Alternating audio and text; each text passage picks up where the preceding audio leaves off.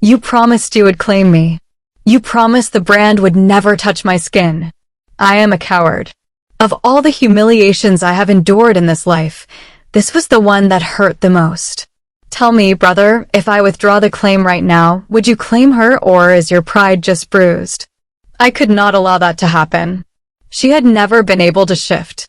The prince rejected her in front of everyone. What she did not expect was that the Alpha King, his brother, would take his place and claim her. The sound of swords echoed through the training fields before the sun had even touched the castle towers. Nyx's shadow mirror twisted her body, dodging the strike that sliced the air where her neck had been a second earlier, and countered with the precision that drew a surprised grunt from her opponent.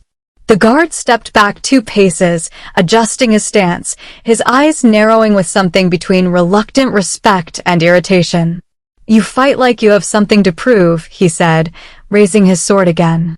Nyx did not answer. She simply advanced. The metal sang when their blades met, and she used the force of the impact to spin, striking the guard's back with the hilt of her sword. He dropped to his knees in the damp earth, defeated for the 3rd time that morning. She always has something to prove. A female voice cut through the silence that followed.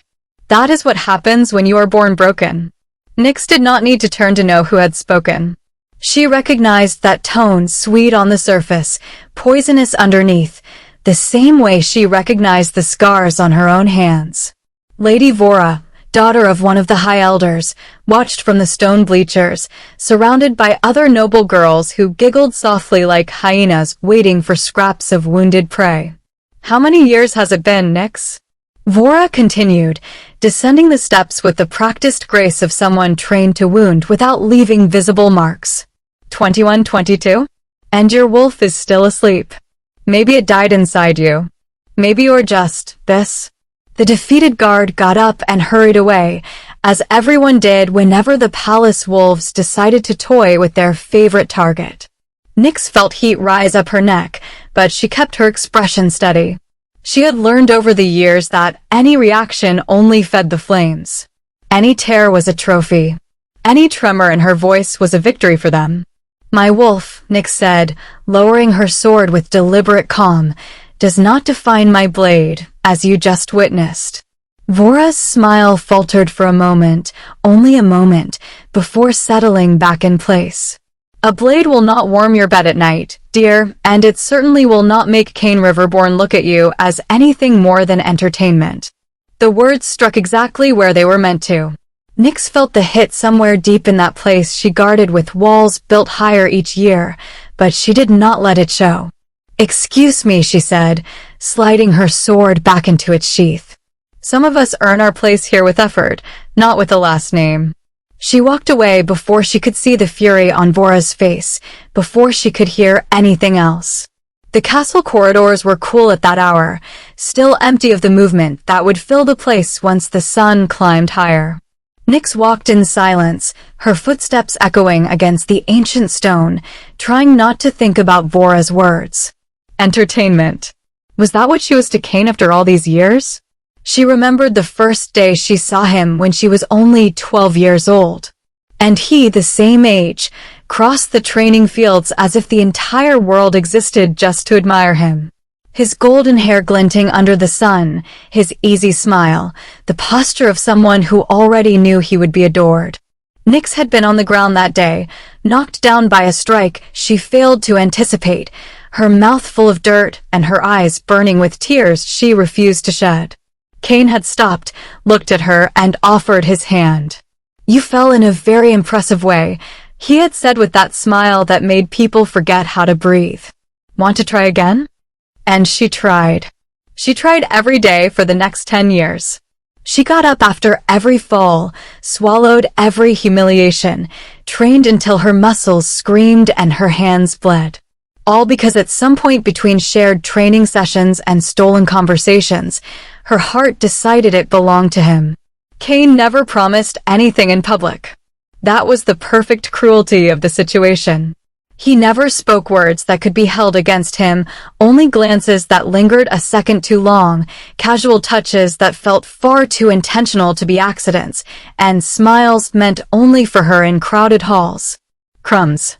Crumbs she gathered with both hands, convincing herself that one day they would become something whole. "You're special, Nyx.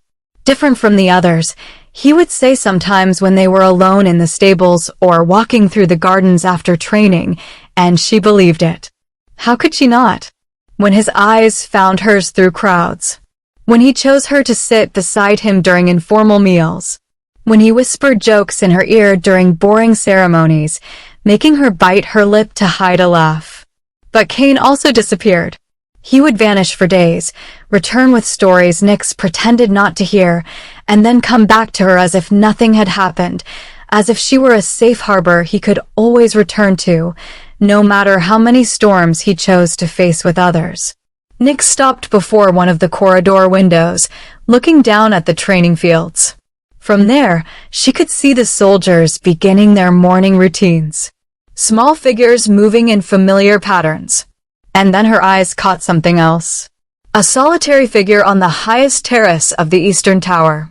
Still watching. Alpha King Theron Bloodmoon. Nyx felt something strange run down her spine. Not fear, not exactly, but an acute awareness of being seen. She knew even from that distance, even without being able to distinguish his features, that his eyes were fixed on her. It was not the first time.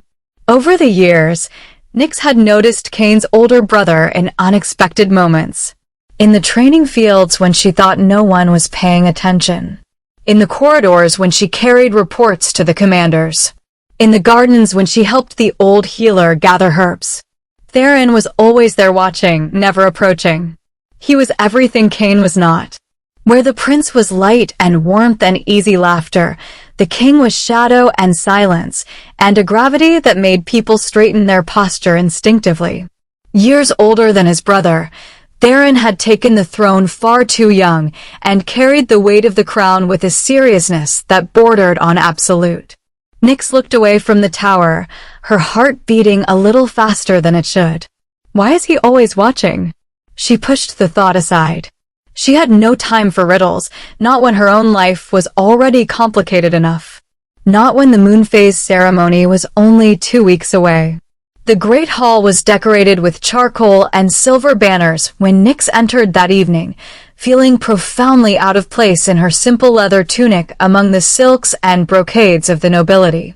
The celebration honored the return of the scouts from the shifting borders, and the entire castle seemed to pulse with music, laughter, and the heavy scent of spiced ale. She should have been kept in the barracks with the other low-ranking soldiers, a voice hissed as she passed. Nyx didn't look back. She knew the eyes of the high elders were on her, specifically Elder Moraro, who viewed her presence in the palace as a stain on their pure-blood traditions. But Cain had insisted she attend. "Stay where I can see you," he had told her earlier with that golden smile that still made her stomach twist into knots. "It's going to be a special night, Nyx. Trust me." Hope, that stubborn, starving creature that refused to die in her chest, had awakened once again. She found a discreet corner near one of the massive obsidian columns, a place where she could observe the hall without drawing the ire of the dancing nobles. The whirl of colors was dizzying, a sea of predators pretending to be refined. And on the elevated throne at the back of the hall, Theron Bloodmoon watched it all. He wore black that night, always black, as if he refused any color that might soften his jagged presence. His dark hair was tied back, revealing the sharp, lethal line of his jaw and eyes that seemed to absorb the candlelight rather than reflect it. He did not dance. He did not drink. He simply sat there, a gravitational force that everyone felt while pretending to ignore. As if sensing the weight of her gaze, Theron turned his head. His eyes met Nyx's across the crowded hall. She felt the air leave her lungs. There was an intensity in that look, a silent, ancient question she didn't know how to answer. For a terrifying moment, Nyx felt as though the king could see through all her defenses, straight into the place where she kept her deepest wounds and the strange, dark hum that lived in her blood. Then Cain appeared beside her, breaking the spell. There you are. He held 2 glasses of wine, his grin wide and his eyes shining with a frantic sort of energy. I was looking for you. Nyx accepted the glass, trying to calm her racing heart. You said it would be a special night, she murmured, her voice barely audible over the music. What did you mean, Cain? Cain took a long sip, a flush on his cheeks that suggested this was not his first glass. He leaned in close, his breath warm against her ear. The moon phase ceremony, he whispered. It's in 2 weeks. The elders are pushing for a traditional match, but I've made up my mind. Nyx felt her stomach drop. The ceremony was sacred, the moment when the moon dictated the binding of souls. I don't have a wolf, Cain. I can't stand in the circle. It's forbidden. Rules are for those who lack the power to change them, Cain said, his voice suddenly loud, drawing the attention of a nearby group of young nobles. He turned away from her, addressing the crowd like a performer. Did you all hear that? At the next ceremony, I'm going to claim Nyx. The music didn't stop, but the soul of the room did. The silence that followed was absolute, cold enough to freeze the wine in her glass. Nyx felt the blood drain from her face as the stares multiplied, surprised, curious, and many openly hostile. The future alpha claiming a shadowborn, a noble girl whispered, loud enough to wound. She must have bewitched him. It's an insult to the moon. Nyx wanted the floor to open and swallow her whole. She looked toward the throne, seeking, she didn't know what. Theron was no longer watching the crowd. He was looking directly at her, and the expression on his face, something like contained, mournful concern, sent a fresh chill racing down her spine. He didn't look like a man surprised. He looked like a man watching a lamb walk willingly into a slaughterhouse. Surprise, Cain whispered, leaning back into her with a triumphant smile, clearly satisfied with the chaos he had sparked. Nyx forced a nod, the crumbs of his public declaration feeling like stones in her throat. She had spent 10 years wanting to be seen, but as the hateful whispers of the pack rose to a dull roar, she realized that being seen was the most dangerous thing that could happen to a girl with no wolf to protect her. The following days were a whirlwind of quiet violence. News of Cain's declaration had spread through the Blood Moon Fortress like a sickness, infecting every corridor and every training session. Nyx could not cross the stone bridge to the barracks without hearing her name spat like a curse. The Shadowborn was no longer just an invisible defect. She was now a threat to the purity of the future Alpha's line. Training had become a gauntlet of accidental injuries. Her fellow soldiers, once indifferent, now seemed determined to prove she was unworthy of the prince's claim. Sheepshot, the commander roared as Nyx hit the ground for the 4th time that morning, knocked down by a strike to her kidneys that had come long after the whistle. The guard who had done it, a brute named Kale, didn't apologize. He simply bore his teeth in a mockery of a shift. The future lady needs to learn that a human skin is easily torn, Kale sneered. Or does she think the prince's bed will protect her from a wolf's bite? Laughter echoed across the fields. Nyx got up, wiping blood from her lip, but she didn't strike back. Not here. She waited until the sun began to dip below the jagged horizon, casting the forest into deep, bruised purples. She slipped away to the river's edge, the place where the pack's scent was masked by the spray of the falls. Cain was already there, pacing nervously. When he saw her, the tension in his shoulders didn't leave, it doubled. Nyx, he breathed, pulling her into a shadow-drenched alcove behind a weeping willow. He didn't kiss her. He gripped her upper arms, his fingers digging in slightly. The elders, they're talking about the great prophecy again. My father is furious. They say that bringing a wolfless female into the royal bloodline will invite the great hunger back into our lands. And what do you say, Cain? Nyx asked, her voice trembling despite her effort to keep it steady. She looked into his golden eyes, searching for the boy who had offered her his hand in the dirt 10 years ago. I told them they were wrong, he said, but his voice lacked the resonance it had held in the great hall. It sounded practiced, thin. I told them my choice is mine. But they're showing me things, Nyx. Ancient texts. Signs in the stars. They say the Shadowborn isn't just a girl without a wolf. They say you're an omen of the end. You know me, she whispered, stepping into his space, desperate to feel the heat of the bond she believed they shared. I am just Nyx. I am the girl you've spent every summer with. There is no darkness in me except what the pack puts there. Cain finally softened, pulling her against his chest. He buried his face in her hair, and for a moment, the world felt safe. I know. I won't let them take this from us. The moon phase ceremony is in 12 days. Once the moon witnesses my claim, not even the elders can undo it. We just have to survive until then. He pulled back, his hands moving to her face. Promise me, Nyx. No matter what you hear, no matter what they do to you in the training fields, don't fight back. Don't give them a reason to call you a traitor. Just be the girl I know. I promise, she murmured, though a cold stone of unease settled in her stomach. He was asking her to be small. He was asking her to hide. As Cain slipped away to return to the palace before he was missed, Nyx remained by the water. She felt the heavy weight of being watched again. She turned her head toward the high cliffs overlooking the river. There, silhouetted against the rising moon, stood King Theron. He didn't move. He didn't hide. He stood like an ancient sentinel, his cape fluttering in the wind like the wings of a giant raven. From that distance, she couldn't see his eyes, but she could feel the vibration of his presence. It wasn't the frantic, fearful energy of Cain. It was something vast and mournful. Nyx realized then that Theron wasn't just watching her, he was watching Cain. He was watching the bridge between them crumble, and for the first time, she wondered if the king was waiting for the fall, or if he was the one who had already seen where the pieces would land.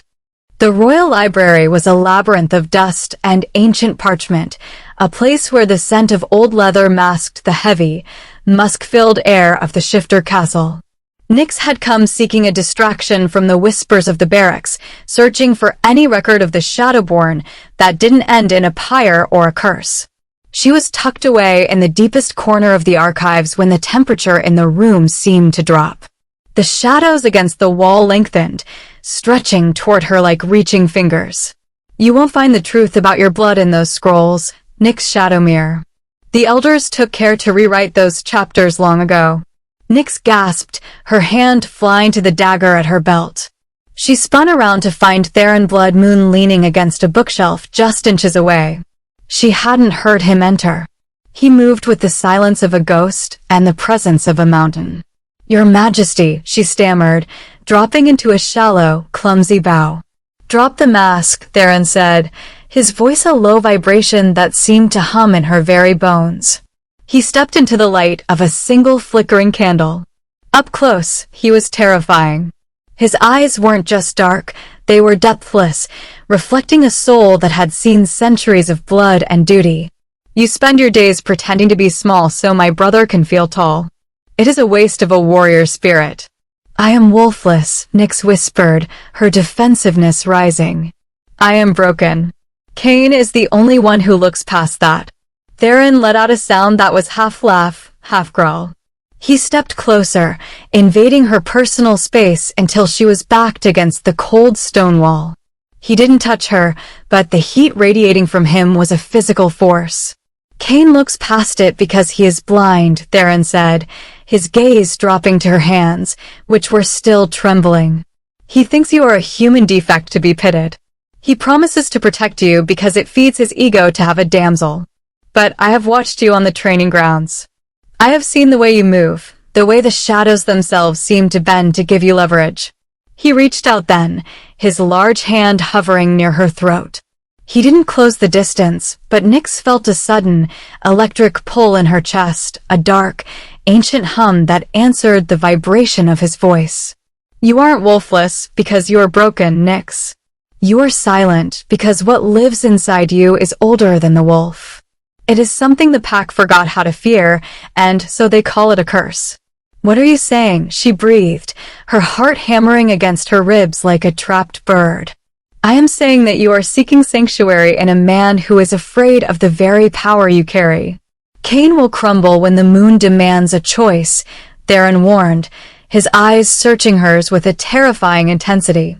And when he does, remember this, a king does not look for a girl to protect. He looks for a queen to rule beside him. Before she could respond, Theron stepped back, disappearing into the darkness of the stacks as quickly as he had appeared. The heavy silence returned, leaving Nyx alone in the dust. Her skin was still prickling from his proximity, and for the first time, the crumbs of Cain's promises felt like ash in her mouth. She left the library with a new kind of fear. It wasn't the fear of being hated by the pack, it was the fear that the king was right.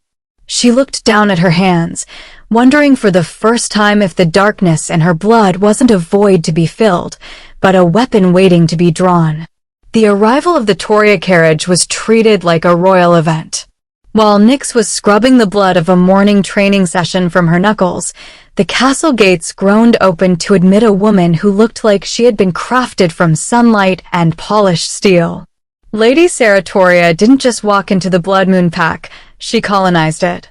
With hair the color of autumn embers and a gaze that held the predatory sharpness of a high-ranking wolf, she was exactly what the elders had been praying for. She was the cure for the prince's interest in a shadowborn defect.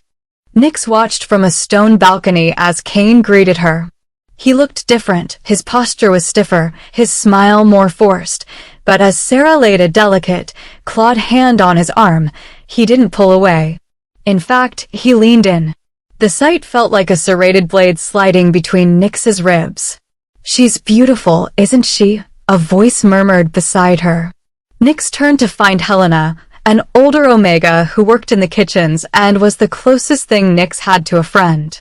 Helena's eyes were full of pity. The elders didn't just invite her for the trade talks, Nyx. They invited her to remind the prince what a real alpha mate looks like. "Cain told me he wouldn't change his mind," Nyx whispered, though her voice felt hollow. "Cain is a boy who likes to be adored," Helena said gently. "And Sarah Toria is very good at making men feel like kings so she can rule them as pawns." Over the next few days, the predator made her presence felt. Sarah was everywhere Nyx wasn't allowed to be. She sat at Cain's right hand during the war council. She rode with him through the whispering woods. She laughed with the high elders, her voice ringing through the corridors like a death knell for Nyx's hopes. The confrontation finally happened in the garden, near the same weeping willow where Cain had once promised Nyx the world. Nyx had been practicing her forms in the twilight when she stumbled upon them. Sarah was leaning against Cain, her fingers tracing the line of his jaw. "The prophecy isn't a threat, Cain," Sarah's voice carried through the air, low and persuasive. "It's a warning. Why would you tether your soul to a void when you could lead with a fire like mine? A wolfless mate is a weight that will drag you into the dirt." Cain didn't defend Nyx. He didn't speak up. He simply looked down at Sarah with a conflicted, haunted expression. "She's been my companion for 10 years, Sarah." A childhood habit Sarah dismissed, her eyes catching Nyx in the shadows. She didn't flinch. Instead, she offered a cold, triumphant smirk. "But childhood is over. A king needs a queen who can shift with him under the moon, not a girl who hides in the dark because she's afraid of her own silence." Cain followed Sarah's gaze and saw Nyx standing there, her sword held loosely in her hand. For a second, his eyes filled with the old warmth, but then he looked at Sarah, then back at the castle towers where his father was watching. The warmth died. "Nyx," he said, his voice strained. "You shouldn't be here. Go back to the barracks." He didn't call her love. He didn't even use her full name. He treated her like a servant who had overstayed her welcome. As they walked past her, Sarah's scent, a heavy, cloying mix of jasmine and iron, lingered in the air. Nyx felt a surge of that ancient, dark hum Theron had spoken of. Her vision blurred at the edges, the shadows around her feet seeming to thicken and pulse with a life of their own. "Wait," Nyx whispered to herself, her knuckles turning white around the hilt of her blade. She looked up, and for the third time, she found the king. Theron was standing on a lower balcony now, close enough that she could see the grim set of his mouth. He didn't offer a smile. He didn't offer comfort. He simply pointed toward the training fields, a silent command to hone her edge. He was telling her that the predator had arrived, and if she didn't become one herself, she wouldn't survive the moon phase ceremony. The days leading up to the moon phase ceremony felt like a slow-motion execution. Cain had vanished. He no longer walked the training grounds at dawn, and his seat at the informal meals remained empty, or worse, occupied by Lady Sarah. The crumbs Nyx had spent a decade gathering were being swept away by a cold, political wind. Nyx spent her nights in the library, trying to find the source of the dark, heavy pressure she felt in her chest whenever Sarah was near. It wasn't just jealousy, it was a physical weight, like a collar of cold iron pressing against her soul. Searching for ghosts again, Shadowborn? Nyx spun around. It wasn't the king this time. It was Elder Moraro, the pack's high priest, flanked by 2 elite guards. In his hand, he held a bundle of stained parchment. "I am allowed to be here," Nyx said, her hand instinctively going to her blade.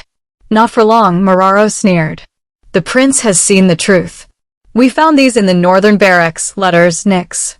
Letters in your handwriting, detailing our border weaknesses to the Silver Fang pack. It seems your wolfless nature was the perfect cover for a spy." "That's a lie." Nyx stepped forward, but the guards barred her way. "I have never written to the Silver Fangs. I don't even know their dialect." "The prince believes otherwise," Moraro said, a cruel light in his eyes. "He is currently with Lady Sarah, seeking comfort from the shock of your betrayal. He has forbidden you from approaching the royal wing.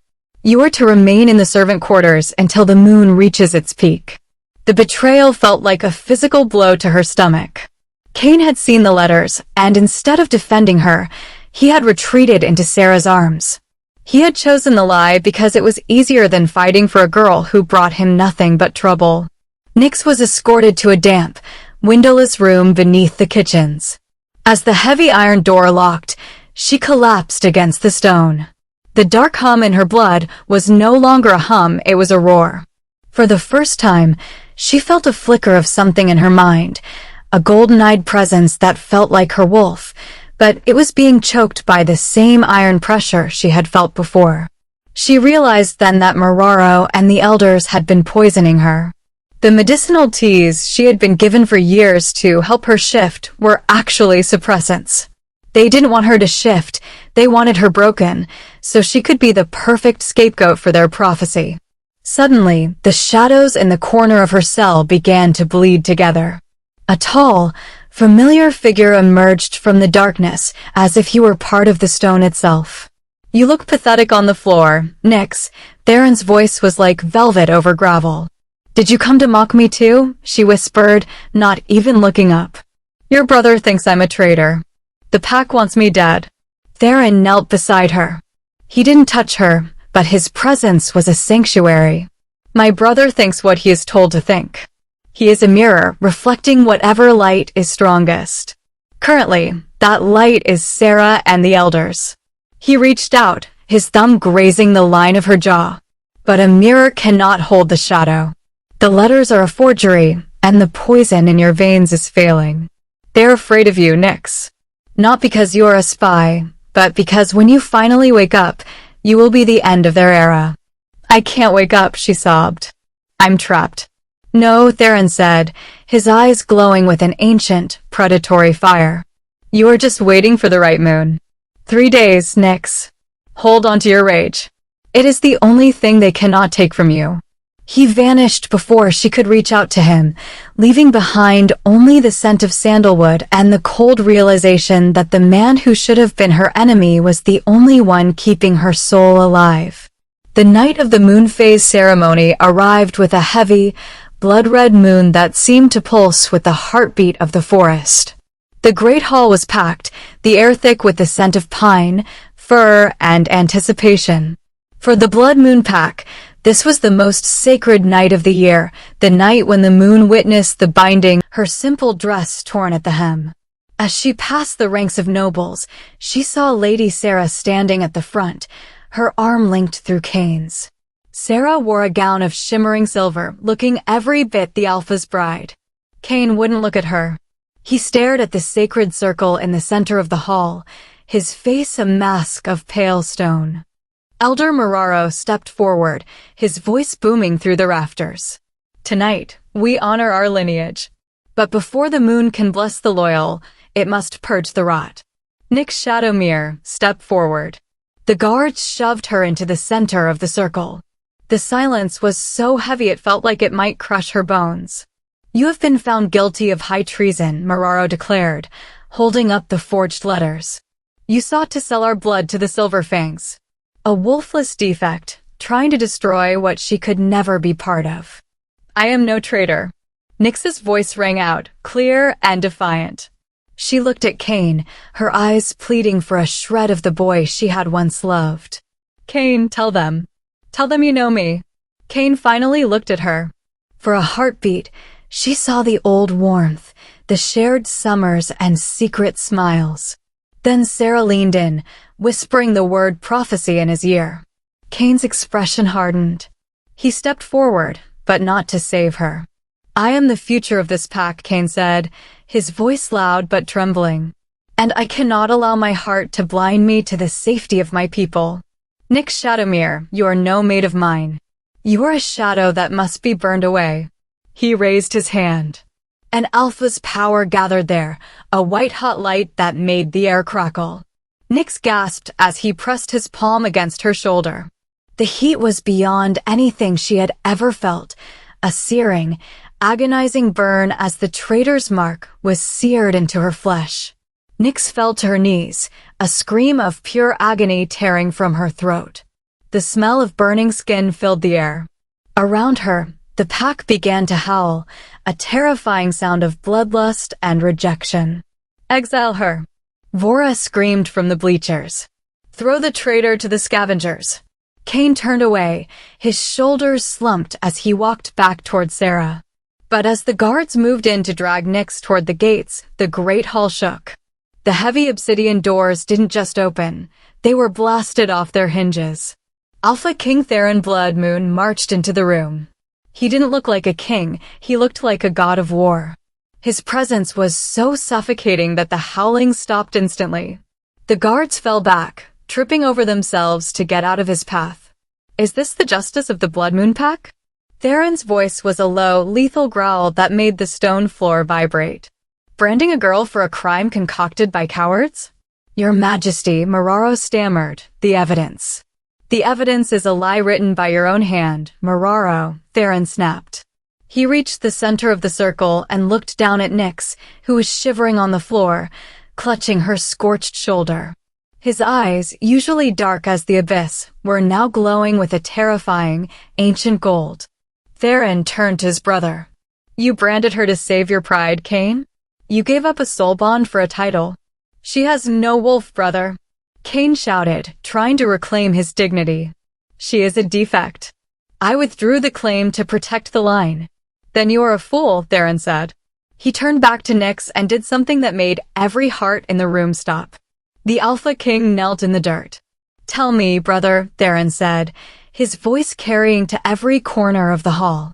If I withdraw the claim right now, would you claim her? Or is your pride just too bruised? Kane stared, speechless. Theron reached out, his large hand cupping Nyx's face with a tenderness that didn't match the fury in his eyes. The moon does not care for your shifted forms, he murmured to her. It cares for the strength of the spirit. And I have never seen a spirit stronger than yours. He stood up, pulling Nyx with him, shielding her body with his own. I claim her. Theron's roar was so powerful it shattered the glass ornaments in the rafters. Nyx Shadowmere is no longer of this pack. She is mine. She is your queen. And anyone who wishes to finish what they started tonight will have to answer to me. The silence that followed was absolute. The broken girl, the branded traitor, was now the most powerful woman in the kingdom. As Theron swept her into his arms, Nyx looked at Cain and saw the devastating emptiness in his eyes. He hadn't just lost a mate, he had lost his future.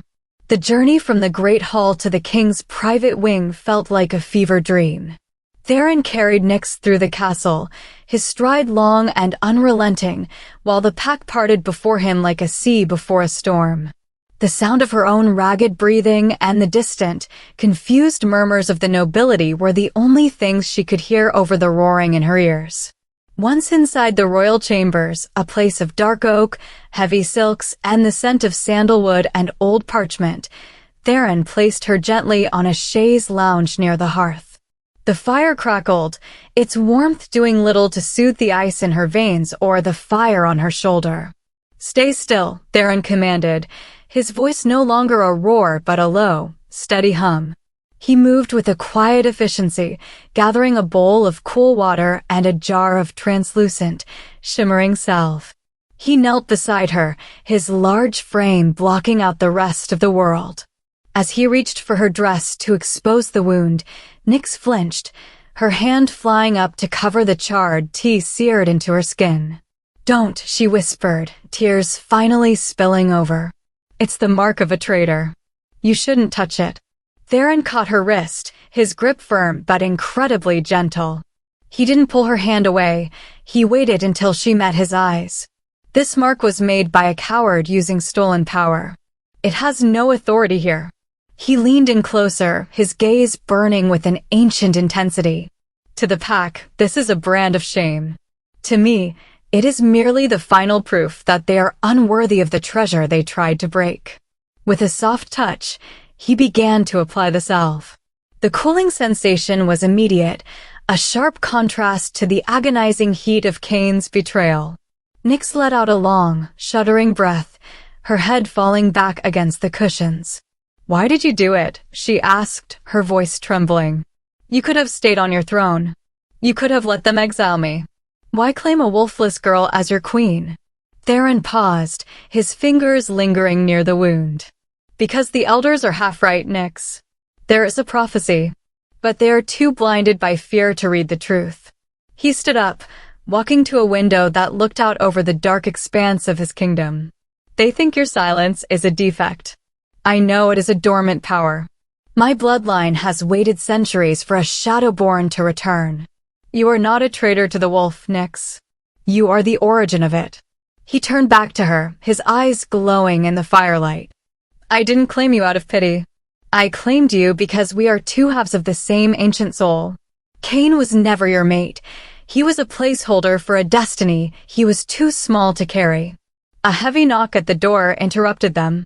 Elder Mararo's voice drifted through the wood, sounding strained and fearful. "Your Majesty, the council demands an audience.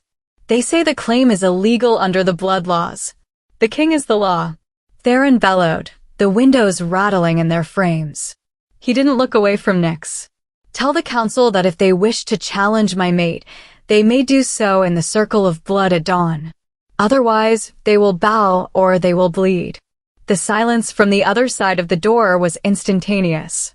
Theron returned to Nyx's side, taking her hand in his. The warmth of his touch began to seep into her, and for the first time, the dark hum in her blood felt like it was purring. "Rest now, my queen. Tomorrow, the world changes. And Cain will learn that some things, once broken, can never be reclaimed." Sleep did not come easily to Nyx, but when it did, it was not the hollow darkness she was used to. It was a sea of ink and starlight. She felt herself floating in a space where the iron collar of the pack's suppressants had finally snapped.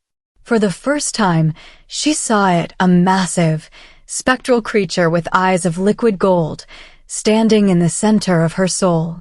It wasn't a wolf. It was something far older, a creature of the void that the original shifters had once worshipped before they turned to the moon. She woke with a gasp, her skin humming with a frequency that made the candles in the room flicker and die. The brand on her shoulder didn't throb with pain anymore. It glowed with a soft, silver light, as if Theron's touch was rewriting the very molecules of the scar. "It's waking up," a voice rumbled from the shadows. Theron was sitting in a high-backed chair by the window, his silhouette cutting a sharp line against the pre-dawn sky. He hadn't slept. He watched her with an expression that was part reverence, part hunger. "I felt it," Nyx whispered, sitting up. She looked at her hands, which were translucent at the edges, as if she were becoming part of the shadows herself. "Theron, what is happening to me?" "You are becoming the queen you were born to be," he said, rising and crossing the room. He sat on the edge of the bed, his weight shifting the mattress. He took her hand, and the moment their skin met, the dark hum in her blood turned into a symphony. The bond was no longer a theory, it was a tether that anchored her to the earth. "The pack called you Shadowborn as an insult. They didn't realize that the shadow is the source of all light. My bloodline was sworn to protect yours, Nyx. I didn't just claim you to save you. I claimed you because I am the shield for your storm." Their moment was shattered by a frantic scratching at the heavy oak doors. A voice, broken and desperate, filtered through the wood. "Nyx. Nyx, please. I know you're in there. Kane." Theron's jaw tightened, a low growl vibrating in his chest that sounded like grinding tectonic plates. He stood, his shadow expanding across the walls until it touched the ceiling. "He has a death wish." "Wait," Nyx said, grabbing Theron's arm. "Let me speak to him. One last time. I need him to see what he did." Theron looked at her, his golden eyes searching hers. Slowly, he nodded, stepping back into the deepest shadows of the room where he became invisible to the naked eye. He was still there, a coiled predator ready to strike, but he was giving her the floor. Nyx walked to the door and unlatched the heavy iron bolt. Kane practically fell into the room. He looked wretched. His golden hair was matted, his eyes were bloodshot, and the regal posture he once held was gone, replaced by the slumped shoulders of a man who had realized he'd traded a diamond for a handful of salt. "Nyx," he sobbed, reaching for her. "I made a mistake.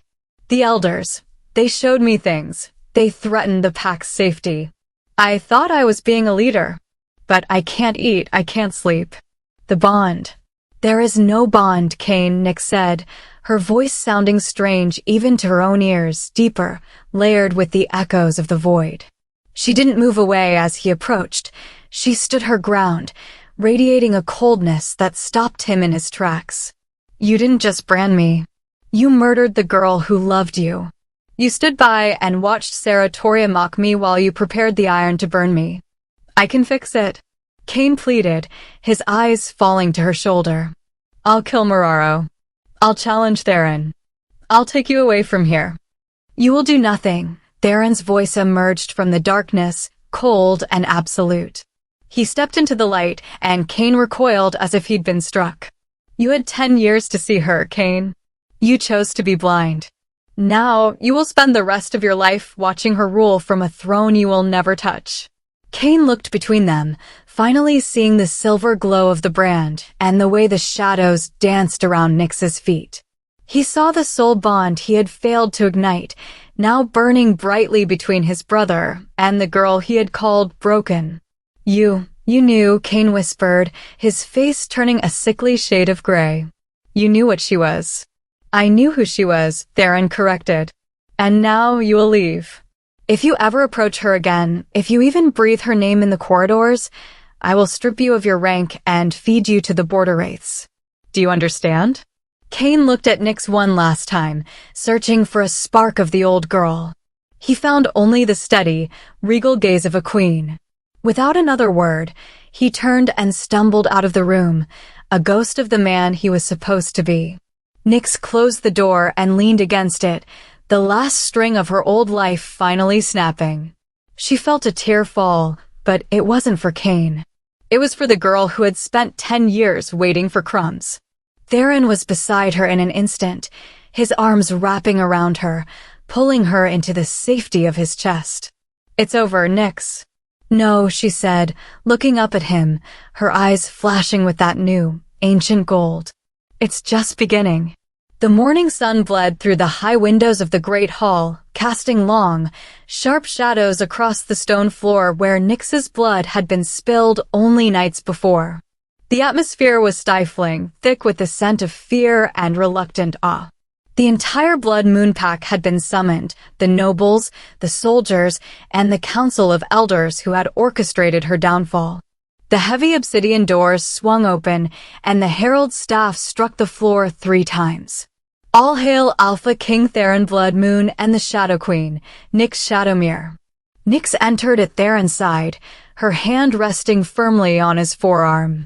She was no longer dressed in the rags of a prisoner or the leather of a soldier. She wore a gown of midnight silk that seemed to move like liquid darkness around her ankles. On her brow rested a circlet of dark silver, and on her shoulder, the brand Cain had given her no longer looked like a scar. It was glowing with a steady, ethereal light that signaled the awakening of her ancient power. As they approached the dais, the silence was absolute. Nyx's gaze swept over the crowd.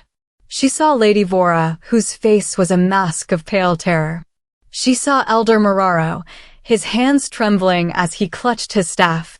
And she saw Cain, standing at the very back of the hall, partially concealed by a pillar, looking like a man who had already been buried alive. Theron stopped at the center of the dais and turned to face the assembly. "Do you still believe I made a mistake?" he asked, his voice low but carrying to the furthest corners of the room. He stared directly at Mararo. The elder didn't answer. There was nothing left to say. One by one, the council members bowed their heads. The nobles followed, sinking to their knees in a wave of colorful silk. The elders bowed as well, some reluctantly, others with a genuine respect born of the raw power radiating from the woman they had once called broken. Nyx stepped forward, detaching her arm from Theron's. She didn't look for revenge, she looked for justice. "For 10 years, you used my silence as a weapon against me," she said, her voice resonant with the depth of the void. "You called me a defect because I did not shift into a wolf. You were wrong. I did not shift because I am the shadow that the wolf serves." To emphasize her words, the shadows in the hall began to rise, swirling around her like a living cloak. The temperature dropped and a soft, golden light flared in her eyes. It was a display of power that far surpassed a simple physical shift. It was the birth of the new order. Lady Seratoria made a move to speak, her pride still clinging to a desperate hope, but a single look from Theron silenced her. She realized, as they all did, that her beauty and her shift were nothing compared to the fated bond of the king. Nyx's eyes finally found Cain. He had not bowed with the others. He stood frozen, watching as the world he knew collapsed. There was no anger left in her for him, only a profound, hollow pity. He had been the prince of her childhood, but she was now the queen of his reality. Cain turned and left the hall without looking back, a solitary figure retreating into the insignificance he had earned. Theron reached out, his hand finding hers. Warm, steady, and absolutely present. He didn't need to speak. The bond between them was a silent conversation of 500 years of waiting. "Are you all right?" he asked quietly, his eyes searching hers. Nyx looked at her mate, her king, the man who had seen the dawn in her darkest hour. She felt the ancient creature in her soul settle into a peaceful, predatory hum. The girl who had begged for crumbs was gone, replaced by a woman who held the loaf. "I am," she said, her voice steady and certain. "For the first time in my life, I truly am." As the pack rose to acknowledge their new queen, the sun finally broke fully through the clouds, illuminating the hall in a brilliance that chased away the last of the old shadows. The brand was healed, the traitor was crowned, and the Shadowborn had finally come home.